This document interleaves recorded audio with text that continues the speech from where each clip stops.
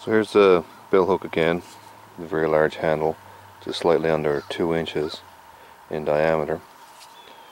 The edge has been now finished in a 1000 grit home. It can slice newsprint, one push cut it.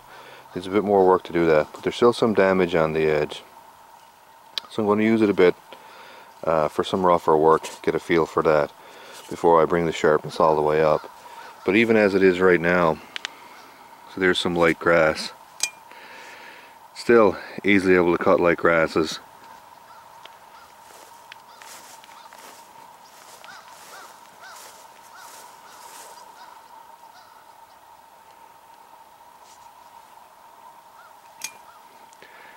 That's what happens when you live next to hillbillies.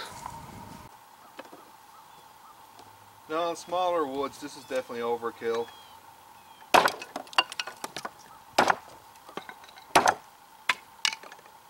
I mean, it cuts through them fine, but it's like driving a nail with a sledgehammer.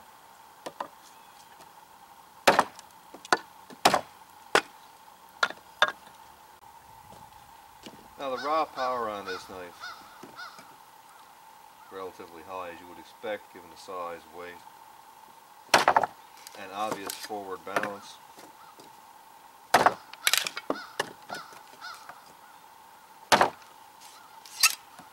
So, without really trying, it goes through like 1x3 strapping in just a couple of hits.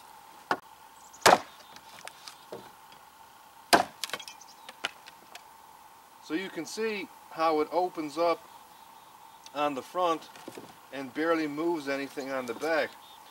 And that's because of the upswept nature of the blade. Now, you're always going to be asymmetric anyway, naturally, because your hand is going to be rotated back. You're never going to finish a chop with a blade up like this. You can see how awkward your wrist would have to be. You're always going to be down like this anyway. But the problem is this curvature enhances or magnifies that asymmetry. Now, so you can see here, even if I was to make this cut a 1/2 inch down into this block, I still wouldn't clear this wood up here.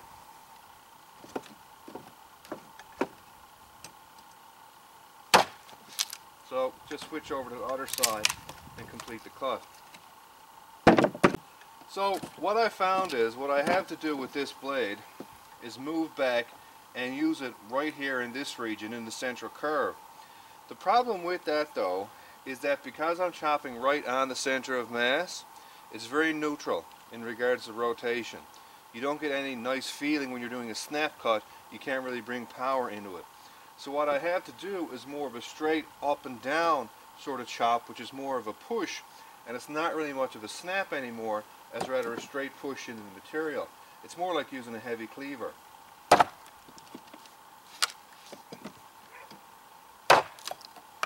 And you can see now the cuts are becoming more symmetrical.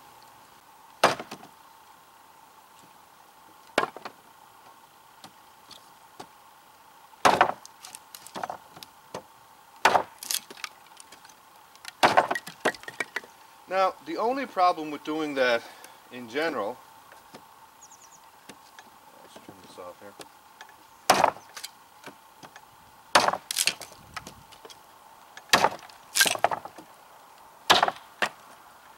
Nice clean cut. The only problem with doing this in general is that it's very heavy on the wrist, very heavy on the forearm, and very heavy on the elbow, because you're not getting any swing into it, so you're not bringing your shoulder or hip or back into it at all, and this is a pretty heavy knife. Now, the easiest solution to this is just take this asymmetry out. Just grind this flat right off. However, I'm sort of enjoying using the different technique with this knife, and I like the curvature here for a lot of cutting because this curvature enhances the slicing ability. So when I have to work on materials like ropes and stuff like that, if I'm actually out, it's nice to have this because it does make a cut a little easier. So while I don't think this is optimal for some of the work that I'm doing, I'm still not 100% sure on whether or not I'll actually just grind that straight out. I may leave it in there. I doubt it's the actual intended design of this blade. It's probably just what came in with relatively heavy sharpening. But it is kind of interesting. And the nice thing about it is, because I chop in a completely different style, as I said, it's more of a cleaver, straight up or down chop, it uses a very different set of muscles than what you normally would use for a blade, which has a much heavier snap cut to it.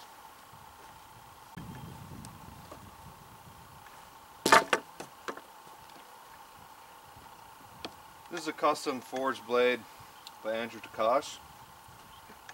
It's much more neutral and balanced. There's about the center of mass.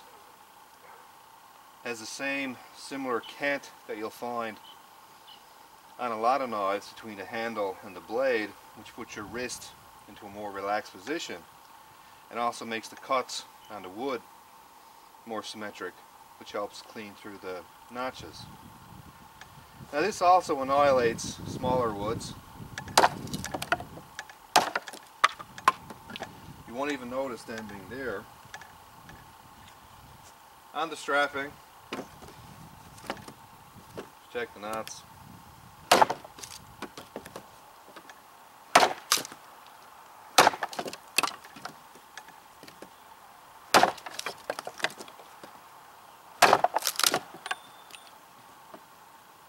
And again, this is all reclaimed construction lumber, so it's heavily damaged, tends to splinter a lot. Full of nails.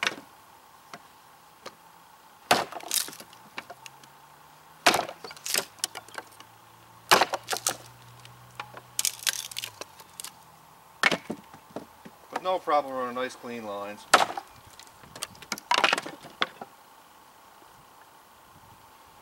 Now the biggest difference between this and the Billhook is that, again, with the Billhook it's more of a straight up and down, taking advantage of the sheer weight of it, and again getting that perfectly rounded belly to go into the wood. Now if I tried to do that with this knife, it would be not so good.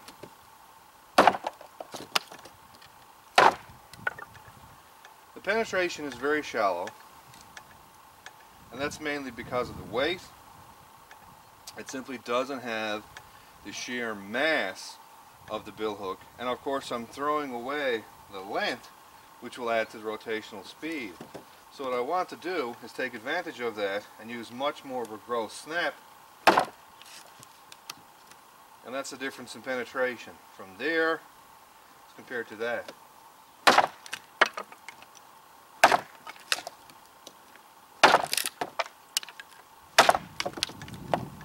Now I've noted earlier that I had some concerns with the handle on the Takash. So all I did basically was I took a rasp and slightly floated the corners down a little bit, and it made a massive difference. Now I didn't do much on the end, and I'm still not 100% sure. I actually like the end to be a bit more squarish, because I find it gives me more control in a looser grip.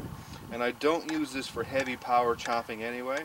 I use this when I'm clearing brush, and the more rectangular cross section gives me a bit more tactile control.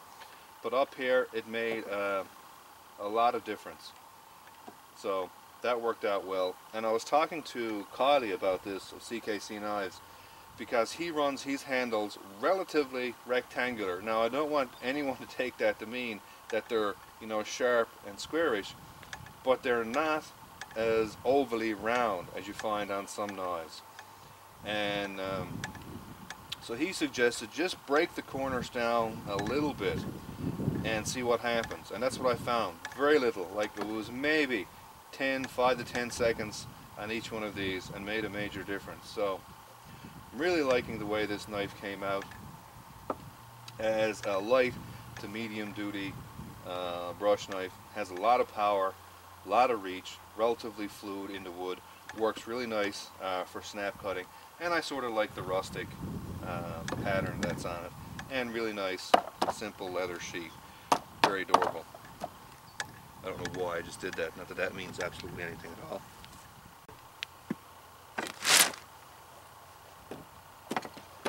So I'll finish off now with the Billhook and a bit more. This is some clapboard that was taken off. This is a waste piece that was left over from a bottom trim. There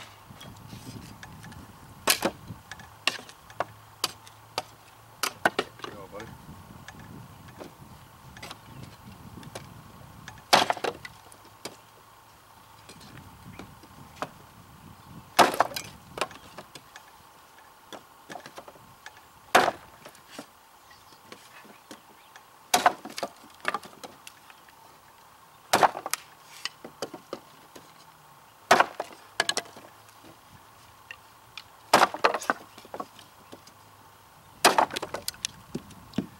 And what I'm doing with this is exaggerating the motion. I'm coming up a lot higher with the blade than I normally do.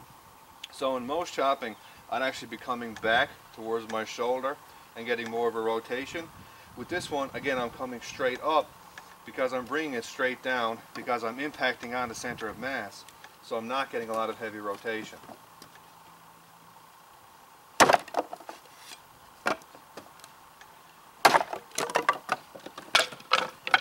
And after some experimentation with this, I found if I use a sort of gross up and down movement, I can bring my shoulder into it. It's not very much and it's not very effective because I'm actually doing a push, but my arm or my hand is actually level with the top of my shoulder when I start my push. Whereas when I'm doing a rotation, I'm pushing, but my arm is farther down here.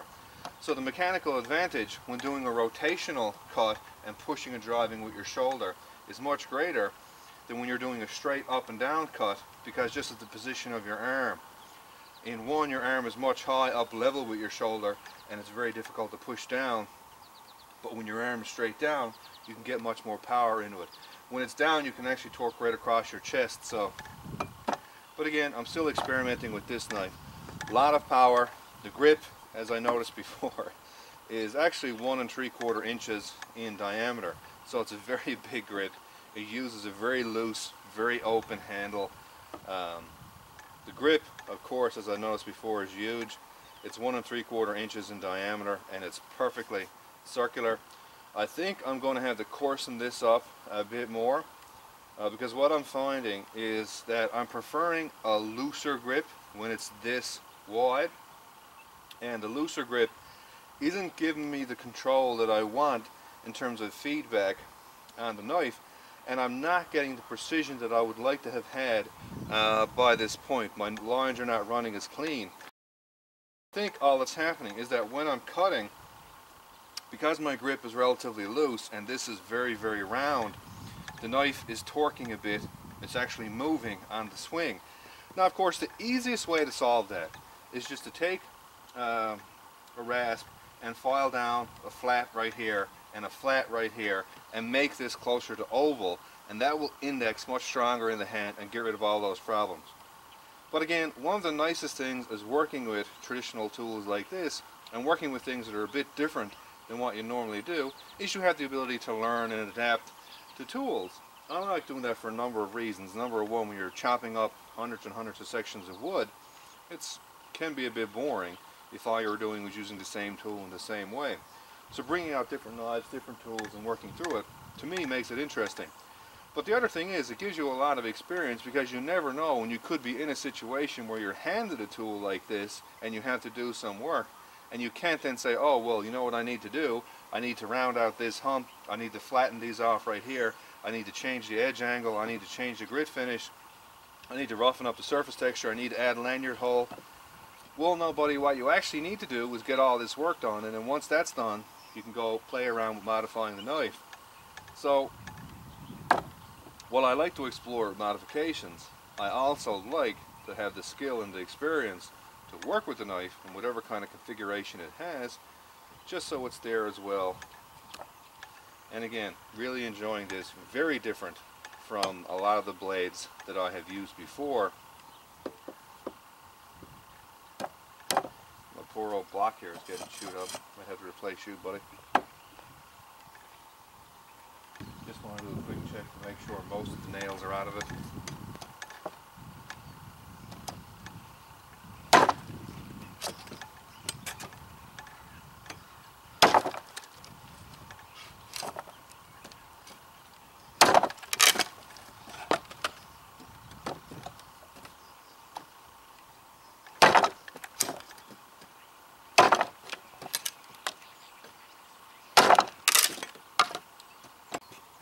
the ESEE Junglas.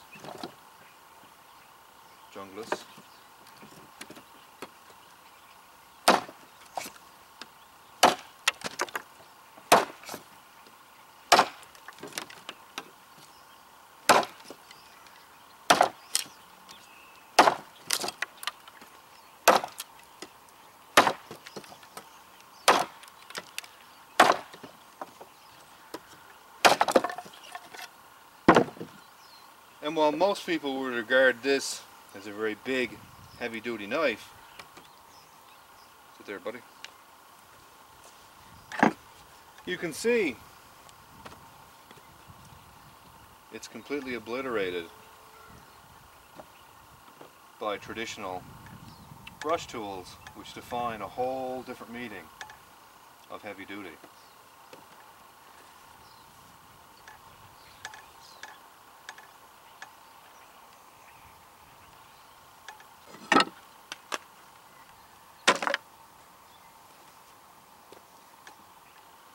And even something like Chris Caine's knife, which is a step above the Junglas in terms of size and mass, is still dwarfed through the body by the Billhook. But Caine's knife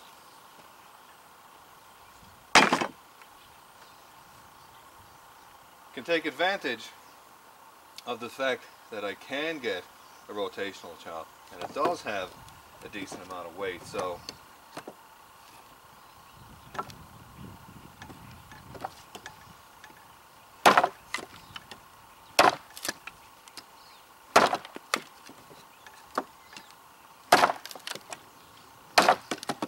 it'll be up there with the Billhook in terms of impact power, because it's combining the rotational energy with the straightforward up and down energy.